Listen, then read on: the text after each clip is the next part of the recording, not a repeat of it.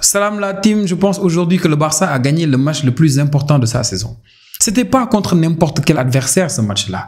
C'était la dernière ligne droite de Boko Haram en face. Les Ganes aujourd'hui, ils ont fait mieux que Getafe. Getafe, c'est la référence ultime en matière de terrorisme en Liga. Aujourd'hui, ce que j'ai vu, moi, j'étais choqué. Dans la surface adverse, les joueurs de Leganés, ils n'attendent même pas le contact. Araujo, il pose son pied, il touche même pas le joueur. Le gars, il se couche. Tu les touches même pas, il se couche. Ils ont cherché le péno toute la première période. Toute la première période, ils ont cherché le péno. Et l'arbitre n'a même pas averti. Ils ont simulé comme ils voulaient. Et encore une fois, cette saison, pour la deuxième fois en Liga, le Barça fait un match où on met pas de tir cadré en première période. La dernière fois, c'était contre Real Sociedad. On avait perdu. Vous vous rappelez quand Lewandowski il avait mis un but. Après, on nous a dit il porte des 55 comme taille de chaussures, donc il était hors jeu. Je vous jure, aujourd'hui, les Ganes, ils ont tout fait pour nous piéger. Tout. En première période, notre sauveur ultime, s'appelle Szczesny. Mais l'autre s'appelle Rafinha. Rafinha nous sort une balle. Rafinha, mais l'énergie, l'effort qu'il faisait aujourd'hui, autant Yamal aujourd'hui paraissait lessivé, mort. Autant aujourd'hui, Rafinha, il a été exceptionnel dans le repli défensif. En première période, c'est son repli qui nous a permis de ne pas encaisser un but. Mais surtout, l'action la plus dangereuse de la première période, c'est Tech qui nous sort cette balle-là de sa main droite, je pense. C'est exceptionnel. Ce match-là avait tous les ingrédients pour être un match piège. Jusqu'à la dernière minute, on a failli perdre des points. Jusqu'à la dernière minute. C'est une folie. Mais on s'en sort grâce à qui? On n'a pas marqué. Grâce à un but contre son camp. La chance du champion, peut-être, je veux. Si c'est ça, je veux. Si c'est la chance du champion, je veux. J'ai besoin de chance dans cette liga-là quand j'affronte des équipes comme ça. Et ça me fait mal de voir des joueurs comme Mounir jouer pour des équipes comme les Ganes. Même si ça ne me choque pas. Parce que c'est des joueurs qui, maintenant, ont des comportements bizarres. Mais c'est des équipes de terroristes. C'est ça qui ne change pas. Jusqu'à la dernière minute et encore en deuxième mi-temps qui nous sauve. Jusqu'à la fin du match, je vous ai dit, c'est Íñigo Martínez. Íñigo Martínez, il a changé ma vie. Il a changé ma vie. 37 ans. 37 ans. Il joue avec son fils, des fois, qui est à côté de lui, Koubarsi. Il lui apprend le métier, comment bien t'aligner.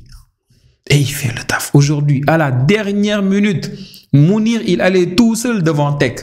Il vient mettre son pied. Exceptionnel. Je vous dis, aujourd'hui, c'était un match de fou malade. C'est un match qu'il fallait gagner. Donc, aujourd'hui, j'ai kiffé l'attitude de l'équipe. Rafinha, qui en fin de match fait comme les Ganes, hein. Il prend un coup, ça fait mal. Mais il joue le jeu. Il reste, prend son temps tranquille. On a besoin d'assassins comme ça dans notre équipe. On a besoin de joueurs comme ça dans notre équipe. Mais c'était un match où, très sérieusement, pour la compo, pour la physionomie du match, pour l'animation de jeu, j'ai rien à reprocher à Hansi Flick. Pour la blessure de Baldé, pour Eric Garcia qui démarre avec Pedri, j'ai rien à lui reprocher. Parce qu'on savait qu'après le match contre Dortmund, avec les matchs qu'on a enchaînés récemment, qu'on avait besoin de repos. Mais c'est compliqué de reposer tes joueurs si tu n'es qu'à 4 points seulement du Real Madrid. Tu ne peux pas. En plus, les Ganes, ils nous avaient gagné au match aller 1-0. Ils nous avaient piégés. Ironie du sort, à l'aller comme au retour, on sortait d'un match nul contre Betis et une victoire contre Dortmund. Donc, il manquait juste, voilà, le match piège contre les Ganes. À l'aller, ils nous ont eu 1-0. Donc aujourd'hui, non. Hansi Flick ne pouvait pas tourner à ce point. Du coup, on a eu droit à juste 2 changements majeurs, c'est-à-dire Eric Garcia qui a joué au milieu avec Pedri et derrière Araujo qui a démarré. Et très sérieusement, en première période, Eric Garcia, il était pas mal dans son rôle, mais malheureusement, c'est pas un Frenkie de Jong qui peut te porter la balle, te casser 1-2 lignes, après faire une dernière passe. Ou bien une passe tranquille dans le dernier tiers pour bien orienter le jeu. On a manqué de ça. On a manqué de ça. Et derrière, Araujo, il a vraiment fait le taf. Rien à lui reprocher. Jusqu'à la mi-temps, on était obligé de faire des changements. Pas de tir cadré. On n'était pas inspiré offensivement. Lamine Yamal, il faisait tout ce qu'il pouvait, mais tu sentais dans les efforts, tu sentais dans le dernier geste que ça restait un peu. Et c'était pas le seul. Lewandowski, presque toute l'équipe, c'était compliqué. Tu sens que cette équipe-là, actuellement, ils sont un peu fatigués. Et les Ganes, ils ont failli nous avoir à l'usure. En première période, ils ont failli nous avoir. Et c'est dommage aussi cette blessure d'Alejandro Baldé. On parle d'une blessure musculaire quand même. Musculaire. On a le Real à affronter en finale de Coupe du Roi. On a un match retour de 8e à jouer. Les demi qui vont venir bientôt. J'espère que sa durée d'indisponibilité ne va pas dépasser 3 semaines. J'espère vraiment. On a vraiment besoin de Baldé.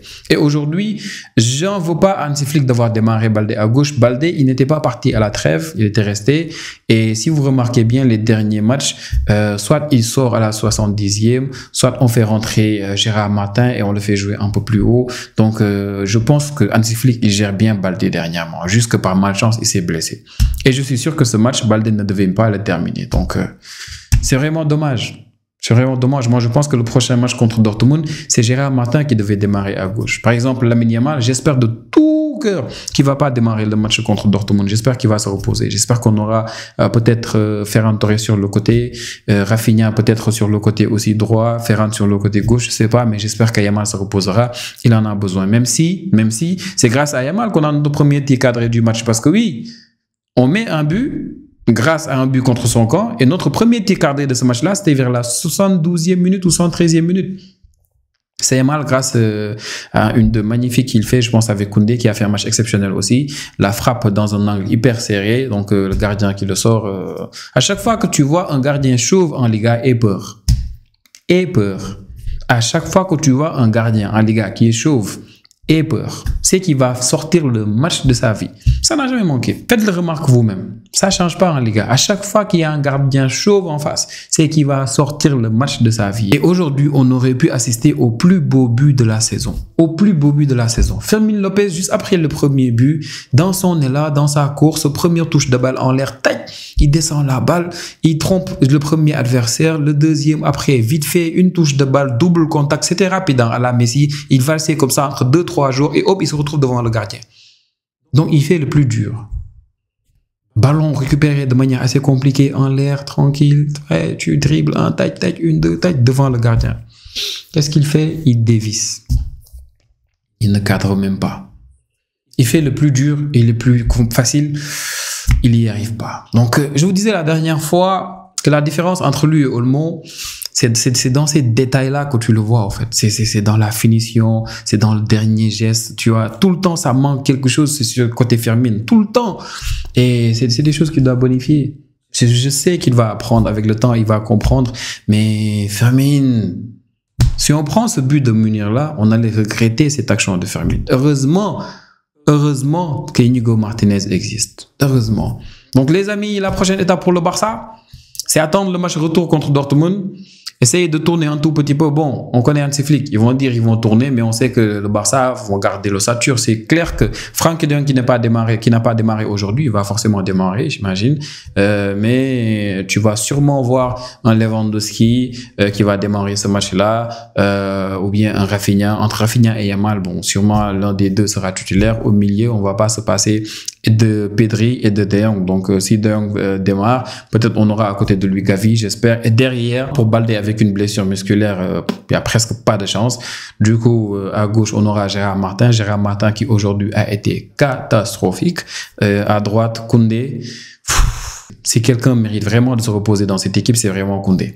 C'est vraiment triste. Donc aujourd'hui, match combatif du Barça face à une équipe de terroristes, une équipe de MMA, une équipe qui a failli nous piéger. On sort de ce piège avec 7 points d'avance sur le Real. Le Real qui avait demandé à jouer son match de demain contre Alaves en avance aujourd'hui pour avoir 4 jours de repos, je pense, pour jouer Arsenal.